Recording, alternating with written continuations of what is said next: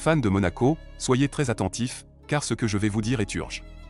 Avant de plonger dans cette bombe, je veux savoir qui est avec nous aujourd'hui. S'il vous plaît, commentez votre NOM et votre ville dès maintenant, et n'oubliez pas de laisser un like si vous aimez Monaco. Nous construisons ici la communauté la plus forte, et votre participation est essentielle. Maintenant, écoutez bien, Barcelone bouge en coulisses, et l'une des stars les plus fiables de Monaco pourrait partir plus tôt que prévu. Sergio Enrique n'est plus seulement observé, il est devenu une priorité pour la reconstruction estivale de Barcelone. Ce n'est pas une simple rumeur de transfert, c'est un mouvement stratégique qui peut impacter directement tout le système tactique de Monaco.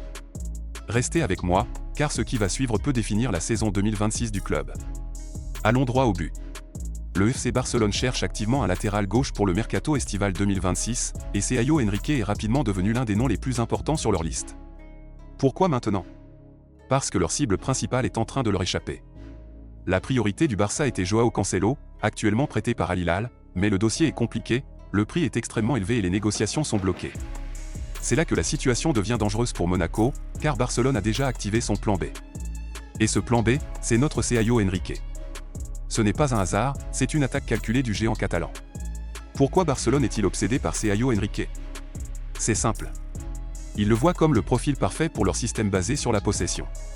C'est un latéral offensif avec une qualité de centre élite et une crédibilité internationale. Mais voici le vrai choc, comparé à d'autres cibles comme Marc Cucurella de Chelsea ou Alejandro Grimaldo du Bayer Leverkusen, Sergio Enrique est considéré comme une véritable affaire. On parle d'un prix estimé à seulement 15 millions d'euros. Oui, vous avez bien entendu, seulement 15 millions pour l'un des joueurs les plus influents de Monaco. Et ça devient encore plus concret. Le directeur sportif du Barça, Deco, a déjà pris contact avec l'agent du joueur, Giuliano Bertolucci. Ce n'est plus une spéculation, ce sont des négociations en phase initiale. Et quand un club comme Barcelone entre en scène, il ne s'arrête généralement pas à mi-chemin. Ils ont identifié une faiblesse dans la position de Monaco et sont prêts à en profiter. Le timing est explosif. Sergio Enrique revient tout juste d'une longue blessure, et il n'est pas revenu discrètement, il a immédiatement eu un impact décisif. Le week-end dernier contre le FC Metz, il a délivré la passe décisive qui a offert la victoire à Monaco. Ce match a envoyé un message clair, il est de retour, il est décisif et il reste un joueur de très haut niveau. Et vous pouvez être sûr que les recruteurs du Barça ont tout observé. Parlons fait, car c'est là que les supporters de Monaco doivent vraiment s'inquiéter. Les statistiques de Sergio sont impressionnantes. Avec plus de 2700 minutes jouées cette saison, il figure parmi les meilleurs joueurs de Ligue 1 en passe progressive. Il est aussi l'un des meilleurs centreurs du championnat. À 28 ans, il n'est plus une promesse, il est à son apogée. Mais il y a un détail crucial que beaucoup ignorent, la Coupe du Monde.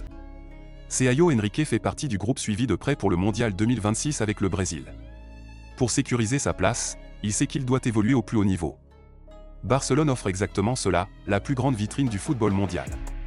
Dans son entourage, ce transfert potentiel est vu comme l'étape finale pour s'imposer en sélection. Cependant, Monaco n'est pas totalement impuissant. Son contrat court jusqu'en juin 2027, ce qui donne au club une position de force. Il n'y a aucune urgence à vendre.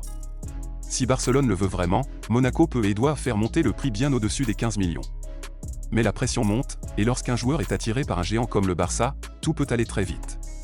La direction monégasque fait face à un choix énorme, garder une star attirée par l'Espagne ou vendre et chercher un remplaçant. Un autre acteur observe la situation, Flamengo.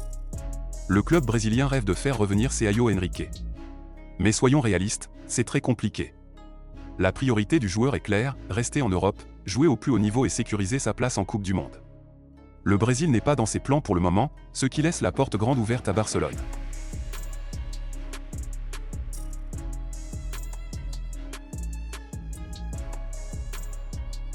Mais soyons clairs sur les conséquences pour Monaco.